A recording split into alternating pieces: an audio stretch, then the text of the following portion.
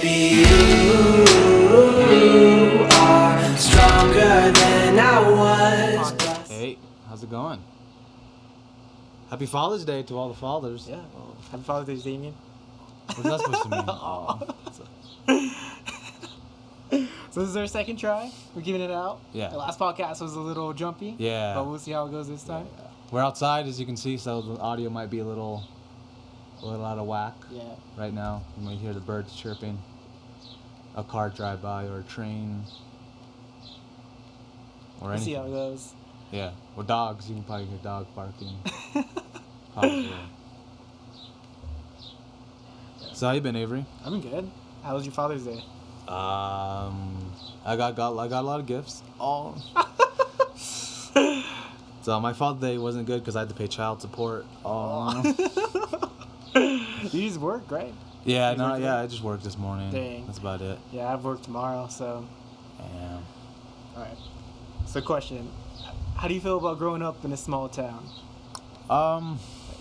What is the advantages? What was the disadvantages? I guess the advantage is like, I don't know. It's kind of a hard question. That's a good question. Yeah. For me, I feel like it's nice that you have like a lot of close friends Yeah. that like live close around you. It's not like a big city where you have to go travel from like hours away to go see them. Like everyone's just like a walk away or like a 5-minute drive away. Yeah. I don't think I lived in a big enough city with friends to know how to answer that question. Yeah. Because when I was in Phoenix, all I lived was my sister, and I didn't have much friends except for at school. Yeah. Then when I was in Nashville, I didn't have any friends except for the people at the studio, so I guess I never really had a chance to answer that. Yeah. So what made you get into music? Like what made you go to school for music? The Beatles. Beatles? Yeah. Your inspiration? Yeah, I've listened to them since I was like 9. And I think it was like right before the Rock Band came out, you know? Like when they started getting big again. So I started playing the Rock Band. It's pretty cool. No, but I was more interested in how they recorded stuff. Yeah. Because like, if you listen to some of their original stuff, you'll hear like sounds moving through the earphones, and it's like, how do they do that? And I was always interested in how they do that. Was it the vinyl where they record live and it goes straight to the record? In England, they only had a 4-track, so what they had to do is overdub. Yeah. So what they used to do is they have 4 tracks. They used to record on one, put that one onto another one, and then they delete that one, record over that one, record it back onto this one, so they have another track. Oh. Yeah, so it's kind of like just it's called overdubbing. You just like making, so that's why they had a big production like they had, and while America had a 24-track at the same time, so they had the George Martin, their producer, and their engineer, I forgot his name, Geoff something, Emmerich, I think it was. They all had to figure out how to record so many things that the Beatles wanted to do, because John Lennon liked to overdub his vocals a lot. So it was really cool. It's interesting to learn things. So now every time I listen to music, we're like, oh, they did this, they did that, you know. Yeah. Do you feel like that? Like when you listen to music now, you can't do it casually. Like you're always critiquing it. Yeah. I'm always like, oh. That like if you hear cool. something offbeat, it kind of like gets on your nerves. Yeah, like there's just one singer. Like I think it would be, she would sound a lot better if they had like reverb to her voice. Yeah. And I'll be like, God damn. Sometimes it would bother me, like, Then what happened to your arm? Oh, I fell. What? I was running back in Phoenix, and so I usually run inside the gym on a treadmill. Yeah. And it was like around 8 o'clock, because I usually go when like everyone's outside the gym, like not there. I was like, so it was locked, and my card wasn't working. So I was like, all right, I want to go work out. So I was like, I was just running around my apartment complex, and there was an uneven sidewalk. It was about 2 inches like off, and I tripped on it. So you should have sued the city of Phoenix. Oh. Yeah, it was like sundown. So when I fell, I was like what happened? And I was like, I thought like someone tripped me. Yeah. Because it was just dark, and then I looked around and I was like, I looked at the sidewalk and it was like that much like off. Yeah. That's crazy. It looks nasty. Yeah, it does. For all the viewers, or for all the people who are not listening on YouTube, it looks nasty. It's a nasty scab. Yeah.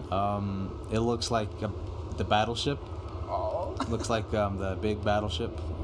Yeah. So, what's your favorite song right now that's out? Like, what have you been listening to? I've been listening to a bunch of opera. Opera? Yeah, I've been chilling to opera. I don't know how to say their names, but I've been listening to opera. Yeah. Pretty good opera. What about you? I've just been listening to like some of the new stuff. Like, I've heard a little bit of DJ Khaled's new album, Tyler's album, the new J. Cole songs. Yeah. I don't know why I've been listening to opera.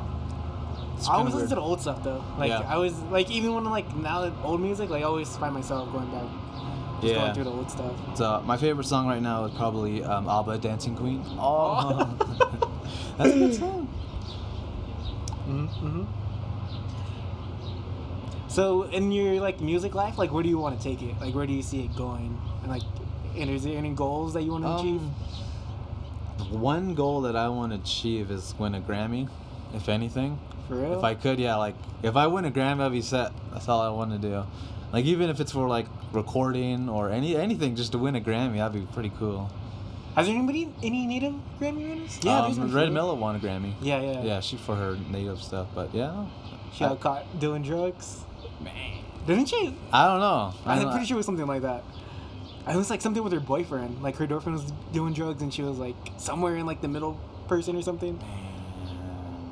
I don't know. It's been a while. It's like she got caught up like when we were young, but she was so talented. Like I like with her songs. Yeah. Like she had an amazing voice. I think she has a gold record too. Yeah. I think it went gold. My parents were like, I think they had like 3 of her albums, and they used to just play it like over and over again. Yeah. So my family listens to Davis Mitchell. Oh. A Grammy, that's such huge goals. Yeah, that's a big one right there. That's like, if I make it, that'd be cool. If I don't, oh well. What do you think you're gonna get it in? Like hip hop or like I don't know. Genre? It's all probably spoken word. Oh, it's all for this podcast. Oh. Podcast? Yeah, this podcast is winning a Grammy. Oh, no, I don't know. I think I can. I'm very versatile in music, so I can basically do anything. So, like I said, if anything, I win a Grammy. Like even if it's audio for music or for movies, for gaming, as long as I win a Grammy, I'll be happy. So I can win New Artist of the Year, I'll still be happy. Because we heard a lot of country, right? And then then here, like you work more hip hop. Yeah. So, I think the only thing I want to win besides a Grammy is a CMT award. Oh. The Grammys is crazy because it's like, like a lot of people say it's rigged. Yeah. Yeah, and you hear all about the stories. Yeah. I think it's either the CMT or the AMC awards. The studio that I work for, the guy there, he was a member, so he voted for. They had like 5 people for album of the year, and he chose one of them. That's how they vote. That's how they. So they all like focus on one person, so they know they're gonna win. Yeah, it's very weird. It's a lot of politics in music too. Mm-hmm. A lot of business issues as well. People getting screwed over. It's like a lot of networking, and like all like artists, they all have that come up story where they all like they kind of get screwed over in their contracts and everything. That's why I worried about Lil Nas signing to Columbia. It was before he put out Old Town Road, right? I don't know, but like when he signed, I'm like, he shouldn't have signed to Columbia. I mean, I don't know what his deal is. I mean, I don't know what the deal they made with him, but that music video is probably just coming out of his pocket. You think so? I don't know. That's high production. That's how they work. They give them whatever they have to spend. That's what they give them, a certain amount of money. Yeah. And that money is let's say that music video. Yeah. That goes out of the sales of his songs. Oh. Yeah. So either way, he's paying for it. So that's how. That's how it works. Yeah. So that whole thing, like Chris Rock, he probably had to pay for it to go in there. That whole production is probably gonna be crazy. It's all coming out. Probably I don't know. It might have a good deal. Did you see that video of him giving that Bugatti to Billy Ray? Mm-mm. It was crazy. Like he just rolled up to his house, and he's knocked on Billy Ray's door, and he was like, "What are you doing here?" He was like, "Come outside. I got a gift for you." It was a Bugatti. Damn. It's all horse. Oh. That'd be crazy. Being that famous. Yeah. It's like like such a hit song too. Yeah. Such a hit song. When I first heard it, I knew it was gonna be a hit. I think I seen it like Like, I think I seen memes of it, and then I finally, like, heard the song. I think the hardest thing to do is when you come up with a good song like that is a follow-up song. I think that's the hardest thing. Is like, I don't know what he's going to do next. Yeah, we'll see, like, because most artists, they have really good first albums. It's the second album that, like, they fall off. Yeah. Kind of like Bryson Tiller. Like, Bryson Tiller had an amazing first album, Trap Soul. And then his second album, was it Self-Made? Mm-hmm. I liked some songs, but it wasn't as good as Trap Soul. Do you think it's because like they had their whole life to write that album, and then the second album is like... Yeah, it's just about like what happens after like their success. Yeah. I think music writing is all what you feel, you know. It's more of an emotional kind of job. Because you have to put your feeling into it. Like, that's how you get the best music, is when you put your feelings into it. Mm-hmm. How do you feel about the ghostwriting? Like, people like purchasing songs?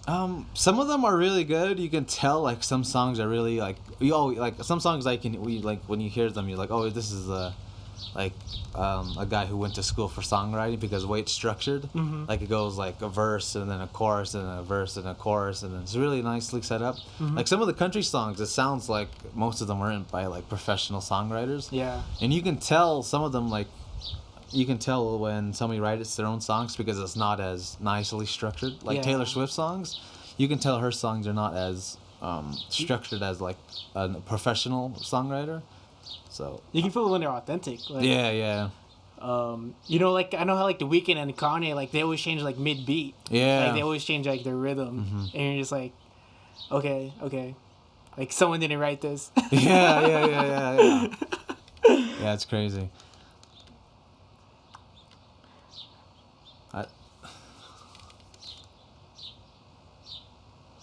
Birds chirping away. A little wind in the air. Oh, if you guys seen this, my hair is kind of fuzzy. Sorry about that. I can't see what I look like. Oh. Probably look pretty weird. So what's like one memory like that you have growing up in a little town? I think the high school. I think other than that, not much. Because like everybody in high school, everybody lives here unless they're in the dorm, you know? Yeah. So you can always just hang out with them at any time. Like if the town's small enough where you can just go walk or take a bike to their place and just hang out. Or like us, we just live like 100 feet from each other? Yeah, not even that, probably 50. Oh. Yeah, just being a little kid, I remember we all used to ride bikes, kind of like Stranger Things. Just mob on bikes. Playing ball tag. Yeah. And then remember when they used to throw sticks in between the spikes, and you're like, oh, like wreck. Yeah. We had to make the rule you can only do it to the back tire. Because people were because you had to flip forward. Like Dean was all savage throwing it in the front tire. You just go forward, like almost break your neck. Crazy. I remember when it used to rain a lot too. There used to be like those little tadpoles. Oh yeah. I remember that. I used to rain a lot back then. I mean, I don't see any tadpoles anymore. So it's probably good for a good reason. It's kind of like snow. Like it used to snow here a lot when we were little, but now it's probably like once every 3 years or something. Mm-hmm. So what are you going to school for? I'm right now going to ASU to get a bachelor in biology. So it's a science degree. Biology. Yeah. That is the study of life? Yeah, it's life Small sciences. life? Or it's like cells, like cancer and stuff. That sounds fun. It's cool to learn about. Yeah. It's like one of those things like after you learn this, you're probably not going to use it unless you get into that field. Yeah. It's one of those. But it's nice. I think it's more about like you learning how to learn than anything, than learning the material. Like being in school, it teaches you how to time manage, how to focus on like one subject and become like really good at it. Yeah. And I feel like that's helped me in a long way. Like just learning how to learn. So after you graduate, what's your plan with your degree? Are you gonna go? What do you think you're gonna do? We'll see. I don't know. I haven't decided. Like, I was always leaning towards pharmacy. Yeah. But we'll see. That's still an option for me. But I don't know. I just want to get out of the like clocking in, clocking out. Like I know in my heart that's like not me. Yeah. Like I'm always been I've always been like a night person. Like even when I study, like my full focus comes in at night. and that's when I like actually get stuff done. And right now I'm working from like 7 to 3. Mm-hmm. Yeah, working 5 to 1. Yeah, it's just I just don't like the idea of like trading your time for money. That's how it is. Yeah, that sucks. And it's kind of like it burns you down. Yeah, like I'm really tired right now. If my energy wasn't as the same as the last one, that's the reason why I just got off of work. Yeah, like I see my coworkers too. Like you just see them burnt out, and working like that. There's not like, I think in the old days, like you were able to work like up in your company, but it's not like that anymore. I think I went up with my company, went back down, and went back up. I'm like a roller coaster. Yeah. I think even if you like work yourself up, you get like to a certain point where you can't go higher anymore. Yeah, that's where I hit, and I was like, they wanted me to go higher, but I didn't want to go higher. I didn't want that much responsibility. Yeah.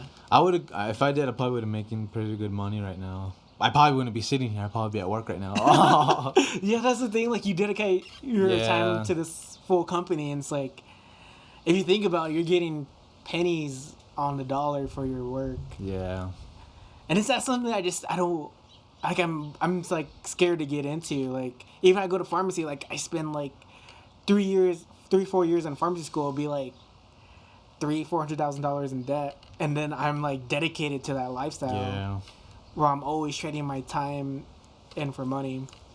Yeah. We'll see though. It's a good career. Yeah. But I know me, I'm just more creative than that. Like I know I have a lot more ideas. Yeah. My audio engineering is different. Like it's not like a clock in, clock out. It's like, hey, there's a session coming on. You want to help in and help? I was like, yeah, sure, go. And then they pay you for it. Yeah. You know? It's pretty good. I like it. You know, sometimes it could take up to 8 hours, sometimes 12 hours. I used to work 12 hours at the studio I used to intern at. I used to be there at 12 to 12, helping them out, just to get my internship hours done. Yeah. Plus, I really liked it, setting up stuff. They really had nice mics like this one that we're using. This one we're using is just an imitation of a really good mic in the 60s. For real? Yeah. Like, this mic would be like the copy of what Frank Sinatra used, the Beatles used, everybody in the 60s used, basically. Yeah. I have no idea anything about audio, so that's why I was like, you were like kind of like my perfect like partner. Because I can do the video and then you can do the audio, so it was like a perfect match. Yeah. And all this kind of like, I have no idea what it is. Like, to be honest, I was just going to get like a USB like mic and just plug it in and record. Yeah, no, it's going to be good quality. Oh, dang it, I haven't been recording. Oh! Can you imagine having to start over? Yeah, I can imagine. So how was your school life like? Like, did you just go there and like make a bunch of beats, or they like break down? No, they actually it was more than just making beats. So we actually had to learn how to set up like routers, like internet routers. Yeah. We had to learn how to set up computers. We had to learn how to fix cables. We had to learn how to not conduct electricity. Like figure out how much electricity is running through which. We had to watch out for that. Yeah. And we had to learn how to do live audio, post-production, game audio. We learned a lot. It wasn't just like making beats, you know. This main part, like we had a class where a guy would, like one of my favorite teachers, he would sit there and he would go over to what we were supposed to learn, and he's like, yeah, that's what we're supposed to learn, and he was like, check out this beat I made, and he'd be after that we would just be helping him make a beat like the whole time. It's pretty cool. Yeah. Yeah, it was pretty fun. But one of my friends, we used to be there from 3 o'clock all the way to 2 o'clock. Like 3 a.m. to 2 p.m. Or 10 to 2. Oh, no, 10 to 2, yeah. That's what, the hours, the schooling hours we did was 10 to 2. So we would go there at 3 a.m. because the school I went to, you can book a studio room for free. So you're paying for it. So me and him really, got our money's worth out of that school because we were there, ever since we were allowed to go in there by ourselves, we booked every studio from 3 o'clock in the morning because nobody was there, and I would be behind the studio and he would be rapping. It was pretty cool. So I got a hella experience just from that, him hey, can you help me record? I'm like, oh yeah, hell yeah. Yeah. So I had to put in work, but it was tiring. I had to spend a lot of money on monsters. Monsters was my life for a while. Yeah. But I got through it. It was pretty good. It was pretty good. I got my money's worth out of that school for sure. Yeah. The school life is hard. Like, even for me, like, I go to school. I work full-time and I go to school full-time. So, like, right after my 8-hour, like, shift, I would go straight to ASU and spend, like, another, like, 5 hours there, and I would drive home. So I would get up at, like, 6, go to work at 7, get off work at 3. Then from, like, 4 to, like, 10, I would just be at the library studying or going to class. Yeah. My like, my school wasn't, like, really had a lot of homework-oriented things, because our final is kind of basically like bring a band in, bring something and record them. That's basically what our final was. Is like, damn. Like, we had proficiency tests. Like, we had to learn how to, like, use the consoles. Like, so they would give us, so the project staff guys, he would just tell us, like, you need to do this once, and then we had to do it, like, off of memory. Like, he gave us, like, he would, like, trick us with, like microphones. Like, some microphones you have to have a thing called 48 volts for it to work, like condenser microphone. So if I didn't have this, it wouldn't work. Yeah. So sometimes you would have to put in the 48 volts, and that's what people wouldn't forget, is because of the microphone. It has to require that. So some people would fail just because of that. Dang. Yeah, it's crazy. And the compressing too. Like, you have to compress to a certain time, and it's like, it was pretty intense. The proficiencies were.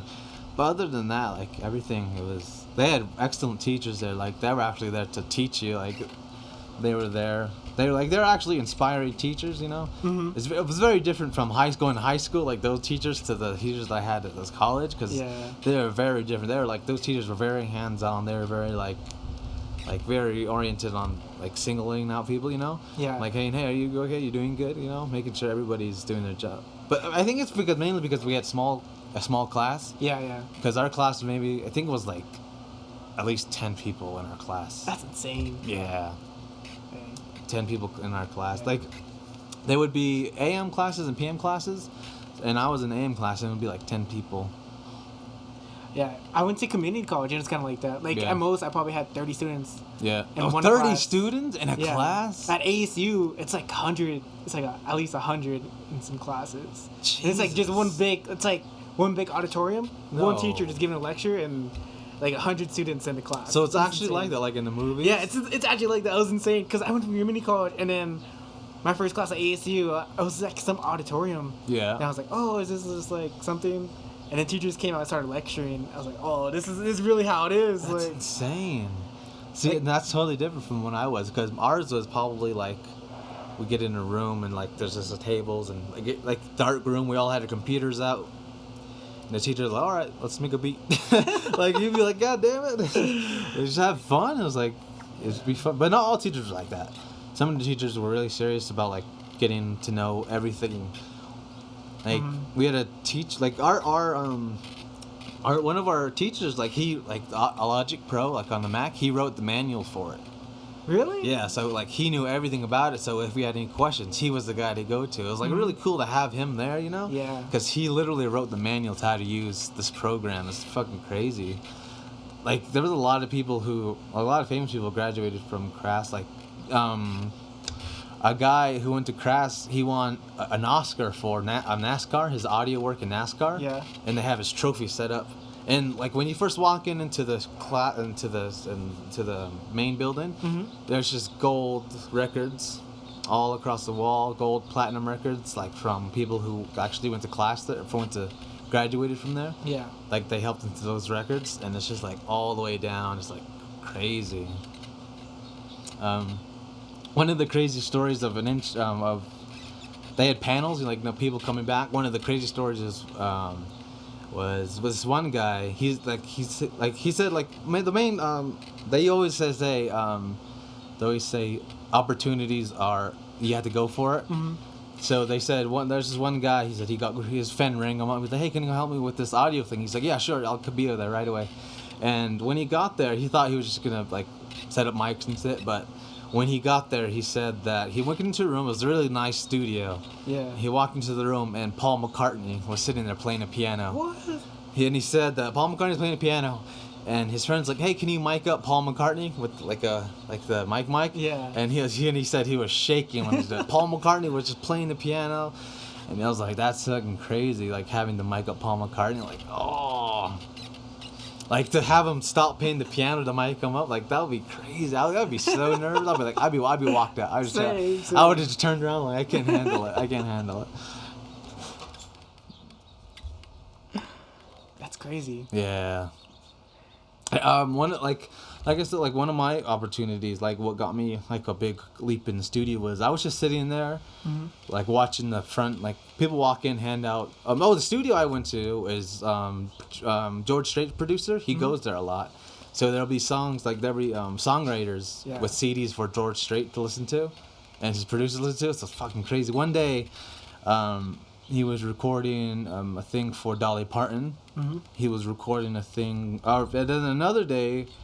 We were there. Oh, anyway, I'll go back to my story. I was sitting there, just chilling, and the studio manager was like, "Hey, is da-da-da around?" I'm like, "No." Yeah. He's like, "All right, well then I guess you're ready. Let's go." And I was like, "Fuck!" It's like it's my turn. I was all like getting all pumped up. Yeah, I was all like getting like this, trying to get the anxiety out, chest pumped up, and like. I got through with it, and ever since then, he was like, "Hey, come on, let's go record." I'm like, "Hell yeah!" Like he would come and get me. There was this one time he was recording some Australian artist. Yeah. She talked like this, with a very hard Australian accent, And when she sang, like it was like she was American, like goddamn, like she had a good sounding voice. And I was over there like going mixing, and he was in there with her like with the guitar. And I was like, oh, I was all nervous. And then there's this one day, nobody was around except me and another guy who works there, an audio guy. He's like, "Hey, I had to go run out. Can you set up the whole studio for me?" I'm like, "Can you set up the patch bay and everything?" I'm like, "Yeah." And so he gave me a piece of paper, and I had to set it up exactly the way he wanted it. And the patch bay is what you call a patch bay. Remember those old telephone people like? Ting ting, like, hey, can you connect me to this person? Like that? Yeah. That's exactly what you have to do. That's what it's called, a patch bay, and it's like sometimes it's like just a little big, or sometimes it's super long with little things like little circles like that. Yeah. And you have to patch in like something to the output of something to the input of that, and then output of into the input of that. So the microphones run into it would run into a wall, and from the wall it would run into the patch bay, and from the patch bay you have to sync that cable and plug it so it'll run into the console so you can run it through. It's not like if you learn the signal flow of everything, setting up audio is very easy. Like the main things that they taught us is it turned up, turned on, and what was the other one? Is it turned up, turned on? And I don't remember the third one. So you worked with a lot of country music musicians, right? Yeah, a lot of country people, yeah. So how do you feel about like Lil Nas X and like Mason Ramsey being like the new school? I think it's cool. I think it's different. Like I think country definitely needs to change from what they are now because I kind of like country now kind of sucks. I hate to say it. No one innovates. Like there's Lil Nas is the one that innovated. Yeah, it's some like they all follow the same kind of. It's kind of like a cookie cutter country right now. Like everybody's just like the same sound, like da da da da da da, like just simple like chord progressions and stuff. Like nobody's actually trying like what they used to do in the Bay, like I think a lot of people are going towards pop now, or like more like hip hop, like just rhythms. Yeah, like none of them are like singing as much anymore. Like Florida Georgia Line. Yeah. I think they just rap now. Didn't they have a song with Nelly? Yeah, I think they did. Yeah. And then Tim McGraw had a song with Nelly too. Yeah. So damn, Nelly should just go country. So why didn't Nelly? I think he released a country album. If I don't. So why didn't he jump at that little Nas song? Yeah, I think country. I think it's good for country because it gives other people like more inspiration to go outside the box and just doing like what they usually been doing. Yeah, that's crazy. Yeah, I think we're out of time now. All right then. Well, that was fun. That was a good podcast. Yeah. That was a little slow, but yeah.